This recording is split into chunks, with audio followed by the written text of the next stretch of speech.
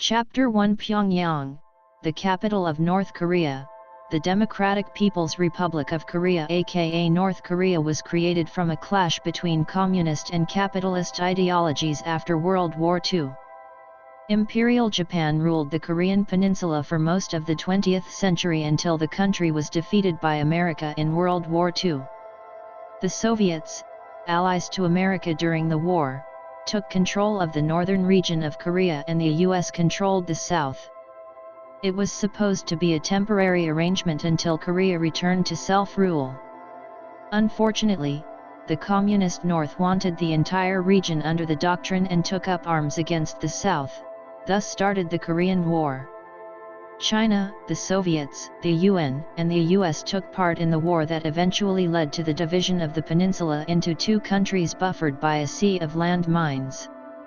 As time passed, North Korea suffered economically from the collapse of its main benefactor the Soviet Union and the creation and maintenance of a large army. A military government soon took over from the main Communist Party. And the military rulers taught the citizens to fear the outside world with the doctrine that the foreign powers wanted to reoccupy their land. With the acquisition of nuclear weapons, North Korea was like a bullied child who realized that he could hit back at his enemies however real or unreal. They threatened South Korea and the emasculated Japan, once the superpower that invaded China and dominated East Asia, but were left fangless after World War II. North Korea even defied an overstretched America. Candace Kim was reminded of the greatness of North Korea when she spoke to General Jong in his office. Her position as a public relations consultant was the result of North Korea's desire to attract specific foreign investments to inject life into the sagging economy. She was instrumental in the establishment of Hydra and AIM in the country. Success in such illegal affairs went to her head and she promised Wakandan military technology to the general which she could not deliver. Candace was 36 years old with auburn hair and a slender body. She held dual citizenship in North Korea and Great Britain. General Jong was 40 years old and he inherited his position as leader from his late father. He didn't know what action to take after Candace explained the situation to him. They had slept together and he took that into consideration since he did not want to physically harm her. But she needed to be taught that failure came with a price. "You will be escorted to your house and sequestered there until I say otherwise," said Jong. "Please reconsider," said Candace in a British accent. "You don't understand," said Jong. "I made arrangements and promises. You have embarrassed me, now go." He signaled the two security guards in the background to take Candace. When they exited the office, Jong contemplated. He wanted the Wakandan technology as a bargaining chip to renegotiate his deal with Hydra and AIM. The two terrorist organizations operated independently and were in separate locations in North Korea, although they knew of each other's presence. The money and military goods that Jong received as payment for the provision of a secure headquarters were transferred to the army. Jong had invested in a national electromagnetic shield that kept out teleporters, sentinels to capture mutants and superhumans, and an increased nuclear arsenal. He had other plans which he knew the terrorist organizations would reject it if they had no incentive to help. "Now I have to make an about-face due to her incompetence," said Jong. Chapter 2 Wakanda, Secret Service Division, Ororo read the hacked MI6 file on Abraham Hunter aka White Wolf. The file stated that he was involved in war profiteering. He sold weapons to countries that were under international sanctions like Northern Sudan. He was also wanted for questioning in several murder cases and disappearances. T'Challa came into Ororo's office. His 6-feet-tall body almost took up the door frame. Bulging muscles were barely kept back by his suit. "I'm going to call Candace now," said T'Challa. The woman's name brought back to Ororo's mind a picture that T'Challa had shown her of Candace. Candace was 19 at the time and attended Oxford University with T'Challa and White Wolf. T'Challa speculated that Candace and White Wolf were still in contact with each other, and Candace may provide a lead to capture him since MI6 were unable to. Ororo left her desk and accompanied T'Challa to the central station of the Intelligence Services Unit. A large video monitor was the most salient aspect of the otherwise standard spy station that had 10 technicians each with a supercomputer in front of them, and they frantically typed out codes and instructions to Wakanda's global spy network. The spy network had tracked Candace to North Korea and obtained her cellular phone number. She is a public relations consultant for the North Korean government. They are trying to change their image, said T'Challa. His brown eyes focused on the information on the flat computer screen in front of him. What's sad is that some people will actually fall for the gimmickry, said Ororo. But it reminds me of what we are trying to do for mutant kind in the X-Men. Looking at the history of Korea, I can see some similarities with Wakanda. The entire peninsula was once an isolated state until the Japanese, France, and the US forced contact for trade purposes. Now half the country is open and the other is partly closed up, said T'Challa. I noticed that North Korea practiced a code of self-reliance called Juche, said Ororo. There is nothing wrong with it other than it transferred all the resources into sustaining a large army at the expense of the population. Makes me wonder what would have happened if Wakanda had gone down that path, said T'Challa. It might have led to revolt, said Ororo. You're right, said T'Challa, and he called Candace's number from the computer. A real-time map of North Korea came on the screen and it zoomed in on the location of Candace's phone. A red circle indicated the location of the phone and it was moving. Ororo increased the magnification and the screen changed. The image was now of a street with several cars and buses on it. A blue square zoned in on a black car which carried the phone. 2 other cars appeared to be escorting the targeted car. Candace's phone rang until it went into voicemail. T'Challa hanged up and called again. This time he activated the phone hacking protocol that sneaked into its target and stole information. Once again Candace did not answer her phone and T'Challa ended the call. By that time the protocol had snatched the call logs, emails, messages and media data from the phone. Where should we begin? Asked T'Challa. The messages, replied Ororo. T'Challa opened up the messages folder on the computer screen and left the satellite surveillance of the car on the main monitor. Candace had unimportant recent messages that were mostly about meetings and news bulletins. Then a strange sequence of messages appeared and they read, I don't have the goods anymore. WTF. What am I going to tell him? Sorry lol. This is serious. He could kill me for this. What do you want me to do? Fix it. I can't and I have a new project to take care of. Fuck you. I love you too, sweetheart. Ororo looked over the conversation again and drew her conclusions. The sender of the messages was anonymous and the number was withheld. I'm 50% sure that was White Wolf, said Ororo, since it falls into the time period that he had the weapons. It does, said T'Challa. We have to speak with Candace in person. That means getting into North Korea. Don't we have a contingency plan for that? Asked Ororo, and she quickly typed a query for such an action plan. The search returned a folder marked DPRK Incursion 1. This is it, said Ororo, and she opened the folder. 2 more folders appeared. One dealt with an assault on North Korea and the other was an extraction exercise. Ororo accessed the extraction exercise and read the information that was there. The exercise cited that due to the high level of North Korea's defense system that flyovers and sea drop-offs were impossible without detection. It was recommended that the Sino-Korea bridge between China and North Korea was suitable for undetected entry into the country. Since Wakanda had no assets or associations in the country, its agents needed to commandeer local resources for transportation and shelter. The file went on to show with maps the locations of resources that could be hijacked by Wakandan forces. "We will have to do this now," said T'Challa. "Most likely we'll have to take Candace out with us," said Ororo. "Then we won't bother to question her. It will just be a snatch operation. We will teleport into China and start the operation from there," said Ororo. "I'll gather the gear while you work on the logistics. We can meet back in the next 10 minutes. "Okay," said T'Challa. Ororo looked at the large monitor. A woman was now in the center of the blue square, and she left the car and entered a house. 7 officers alighted from the 2 other cars and guarded the house. The house was on a large property with a high wall and only one neighboring home.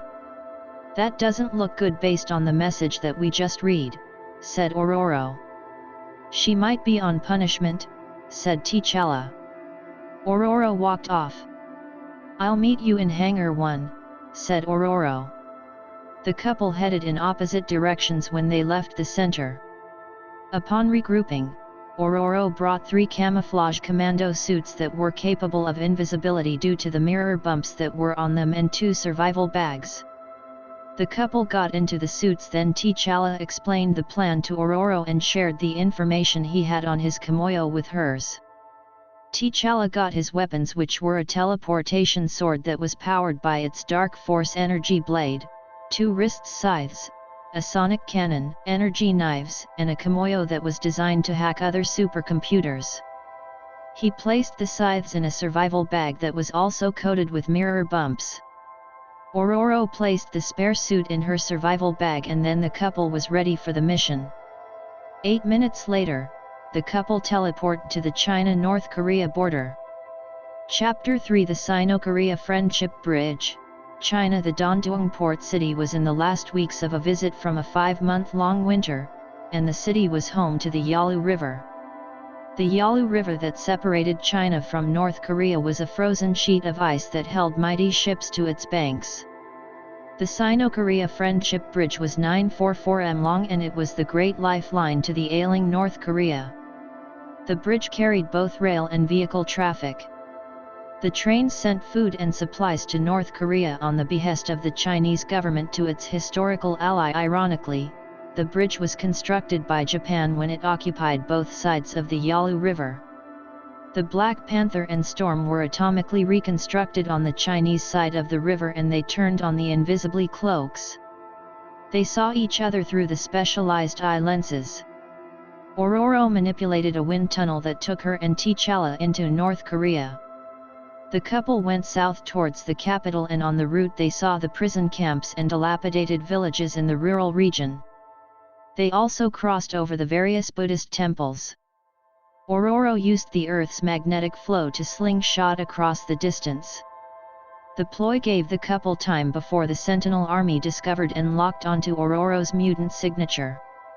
Ororo dreaded meeting the mechanical monsters that were created to exterminate mutants because the model type and exact capabilities of North Korea's Sentinels were not known. The first models of Sentinels were easy for Ororo to deal with until the designs were improved and the killers became greatly sophisticated. Some Sentinels were even made from human hosts that allowed them to infiltrate mutant groups and massacre them. Ororo's sense of location based on the rotation of the Earth guided her like a homing pigeon to Candace's house based on the navigations that she was given. In 9 minutes, the couple entered Pyongyang and went over Candace's home. Ororo decreased her speed and the next phase of the plan commenced. Ororo dropped T'Challa in the street on the left side of the property for him to ambush the Sentinels when they arrived. Then she emitted an electromagnetic pulse that depowered the electronic devices outside and within the house, including her suit. As the suit's invisibility died, Ororo shot down into the pool area and entered the house silently. She scanned the 2-story house on a thermal level and discovered a high concentration of heat on the 2nd floor. Ororo raced up to the spot, which was the bathroom. She heard falling water. She's in the bath, thought Ororo. That meant that Ororo couldn't strike Candace down with a minor electrical shock without killing her. Ororo walked carefully into the shower and she saw the woman's silhouette from behind the glass door. In a swift motion Ororo opened the door, punched a stunned Candace unconscious and caught the body before it fell onto the tiles. Ororo lifted Candace out of the bath and dressed her in the spare camouflage suit. Suddenly the house trembled. A foreboding feeling raced up Ororo's spine since she suspected that sentinels had arrived. She slung Candace onto her shoulder and hurried downstairs. The sound of explosions like thunder told Ororo that T'Challa was engaged in a battle with the sentinels. The ground shook like an earthquake as a giant sentinel was felled like Goliath. Then Ororo felt the surge of an electromagnetic pulse that she didn't create. It must be from the sentinels, thought Ororo. My goodness, T'Challa's sword, said Ororo since the weapon's computers stabilized the dark force energy. She assumed that T'Challa had 10 seconds to escape from the blast of the unstable dark force energy. She decided to stay indoors since the blast could occur anywhere. She felt the intensification of the dark force energy on the outside, then the explosion came and it smashed all the windows at that front of the house.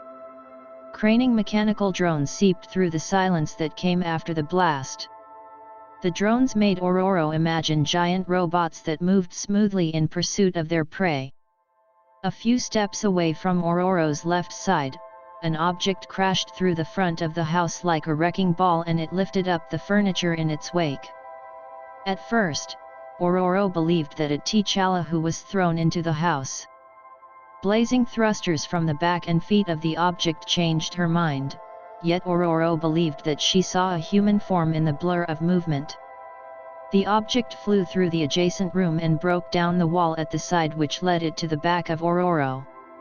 It went straight for her.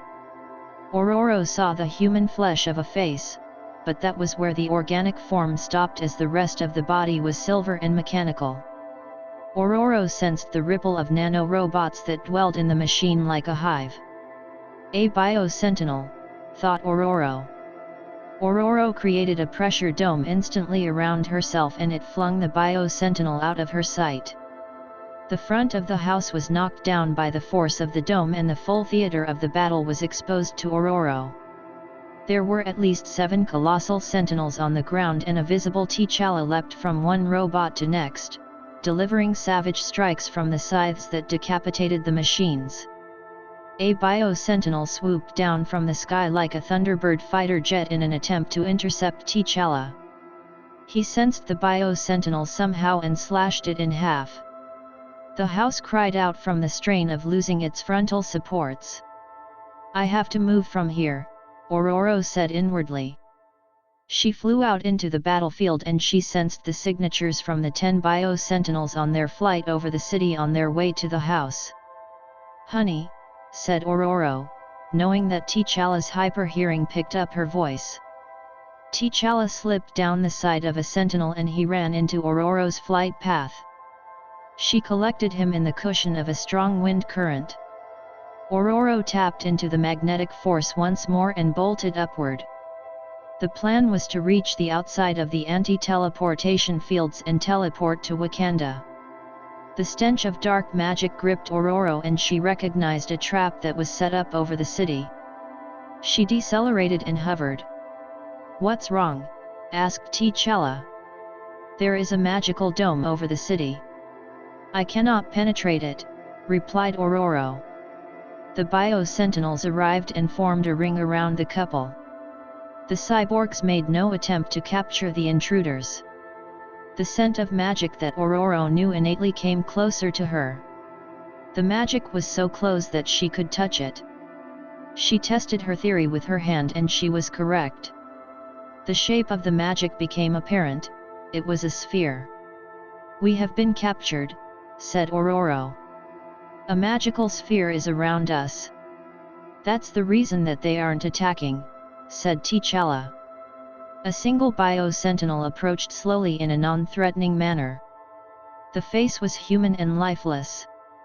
Ororo doubted that someone would willingly accept to be transformed into such a weapon. The Bio-Sentinel held up a hologram for the couple and it showed General Zhang. He was dressed in military clothes that identified his rank. "Good day, leaders of Wakanda. I recognized the style of your combat uniforms," said Zhang. "I want to have a word with you in private." "Do we have a choice?" asked T'Challa. "No," replied Zhang. "My warriors will escort you." The hologram disappeared and the magical sphere shot forward. The Bio-Sentinels swarmed around the prison like moths to a flame. "He recognized us," said T'Challa as he took Candace onto his right shoulder. "I have a feeling that Zhang has been researching us just as we have him," said Ororo. The sphere went into an underground tunnel that was near a park and disappeared from the world. "Where are the computers?" asked Ororo. "In my bag," replied T'Challa. "Do you have any schemes to get out of this predicament?" "I'm working on them." "What about you?" "Same here," said T'Challa, while he kept an object hidden in his hand. Ororo sensed that it was electronic. "Are you nervous?" asked Ororo. "No, me neither. It makes me feel like there should be some adverse mental effect on us due to the stress and danger we put ourselves through on a constant basis." "You're saying that we should be crazy because of our lifestyle?" "Not in that broad sense," said Ororo. "More like unstable. I brought up the subject because of a report I read this morning on counseling for the Special Forces. I wondered if we should get counseling since we are on more dangerous missions. The X-Men have psyche briefs with its junior members to ensure that they don't have mental problems due to the conflicts that we are embroiled in." "We can use your grandmother in Kenya," said T'Challa. "We require more professional help and preferably it should be with someone familiar with our line of work," said Ororo. "We'll discuss it further," said T'Challa. The tunnel lights grew brighter and the color turned from white to red. A platoon of soldiers ran uniformly to the sphere, their boots stomping on the ground in unison. The soldiers escorted the sphere into a chamber and left. Chapter 4 Zhang spoke with the two leaders of Hydra and AIM simultaneously via a video phone link. He told them that the disturbance in the city was actually a security drill. "Why weren't we notified?" asked the Hydra leader. "I provide protection to you and I needed to ensure that my forces were prepared for any surprises." "The exercise was a success," replied Zhang. "In future notify us," said the Hydra leader, and he switched off the screen. "Likewise us," said the AIM leader sternly. "Goodbye," said Zhang and terminated the link. Zhang took a deep breath and left his desk. He opened a secret passageway and entered an elevator. He lied to his benefactors to avoid losing their trust and money. For the Wakandans to have reached that far into the country was a cause for concern. Still, it provided him an opportunity to meet the representatives of the people whom he had studied.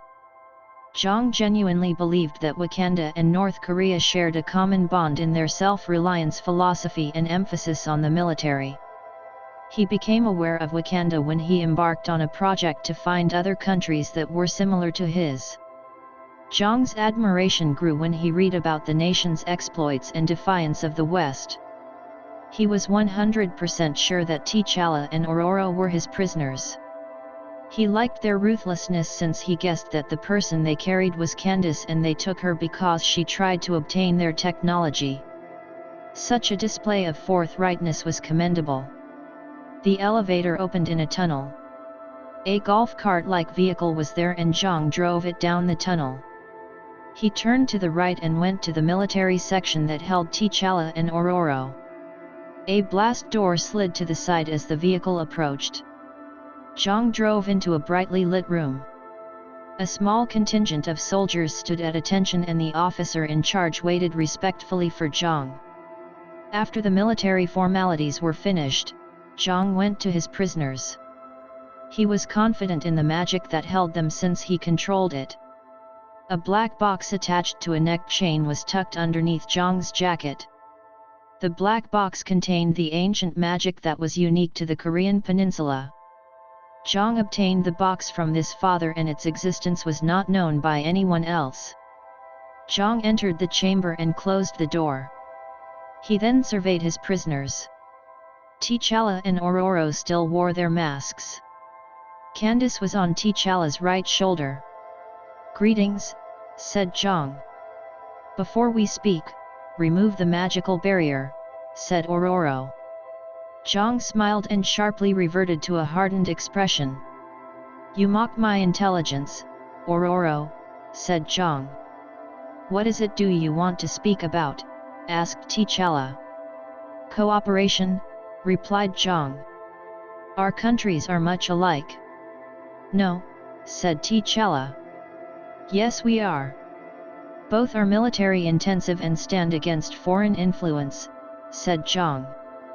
"Wakanda didn't build its military at the expense of our people," said T'Challa.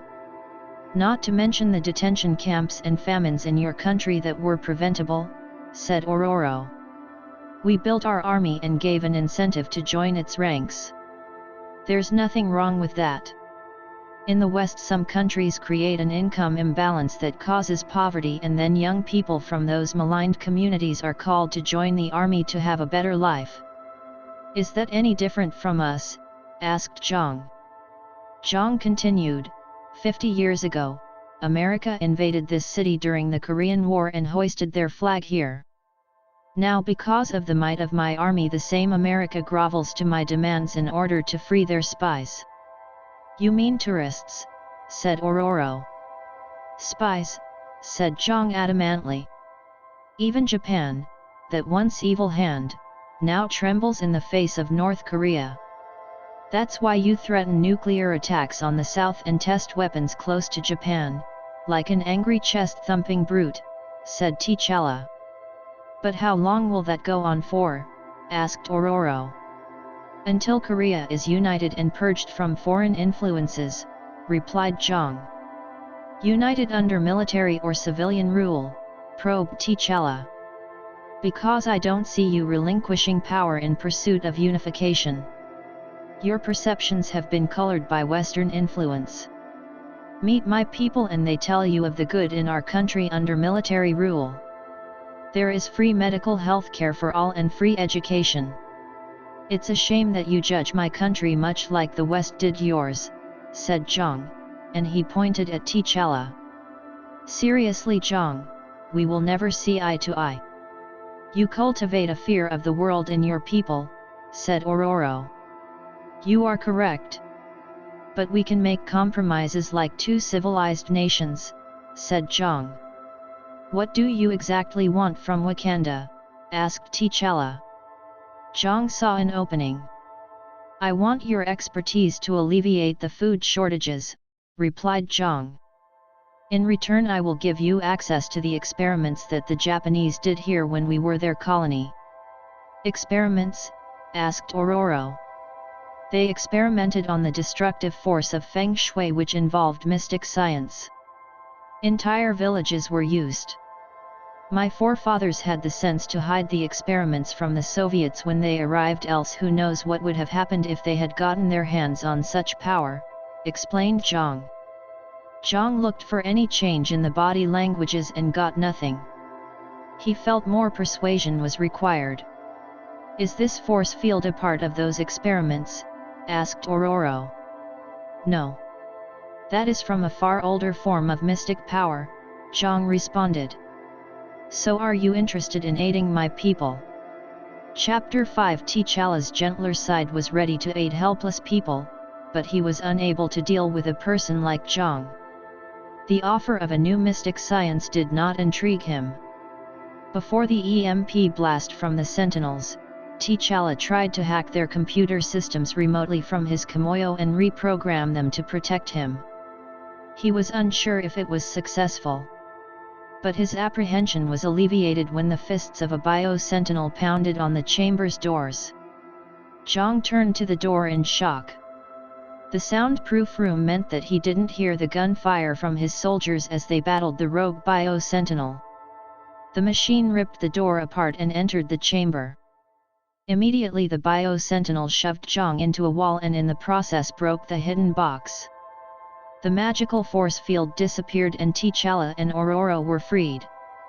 Aurora was quickly onto Zhang while the machine jacked him up to the wall. Aurora disarmed him and went through his pockets for any other weapons or useful items until she found his phone and the controller for the Sentinel army. "You cannot kill me," shouted Zhang. "My subordinates will believe that the South did it and attack them. War will be the outcome."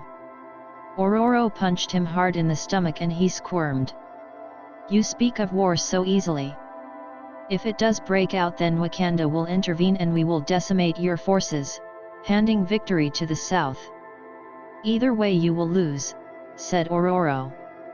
She scrolled through the phone's call log and saw the terrorist groups.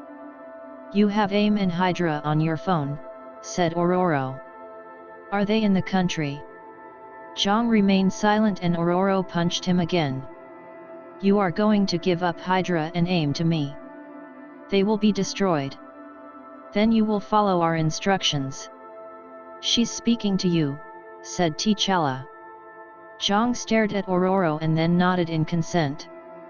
He then gave the location of the AIM and Hydra bases. Aurora took control of the Sentinel army through the device that resembled an iPhone. She ordered the Sentinels to destroy the terrorist bases. "What will you do with me?" asked Zhang. "It will depend on how cooperative you are," Aurora answered. Wakanda. 3 hours after, T'Challa and Aurora returned from North Korea. They interrogated Candace in the Secret Service headquarters. Candace was surprised to see T'Challa after so many years. The surprise turned to fear when Candace realized that she was shackled to a chair in an unfriendly environment. "T'Challa, what's going on?" asked Candace. "Abraham Hunter, where is he?" asked T'Challa. Candace's expression showed that the question made her aware of the reason that she was held and her crime. Don't try to lie. We know that you were in contact with him," said Aurora. "I swear I don't know where he is. I last met him in Sydney," said Candace. "When?" asked T'Challa. 3 months ago, at the Hilton," replied Candace. "What are you going to do with me?" "For one, you are not going back to North Korea, and we have made some changes in that country," replied T'Challa. "You'll work for us, a source of information on Hunter. You will be monitored," said Aurora. "This is illegal," said Candace, defiantly. "Like when you helped AIM and Hydra." "Zhang told us about your dealings," said Aurora. A look of betrayal shot across Candace's face. "Do you need time to think things over?" asked T'Challa. "No, and I'm sorry for trying to obtain your technology. I was not given details on how Hunter got his hands on them," said Candace. "Do you know what he does?" asked T'Challa. "He was an adventurer as far as I knew. He would call me at short notice for us to rendezvous somewhere." "Where did he go after Oxford?" asked T'Challa. "Everywhere. He came from a family that supplied the world with electronic components and that made him extremely rich," replied Candace. "Tell me more about this family," said T'Challa.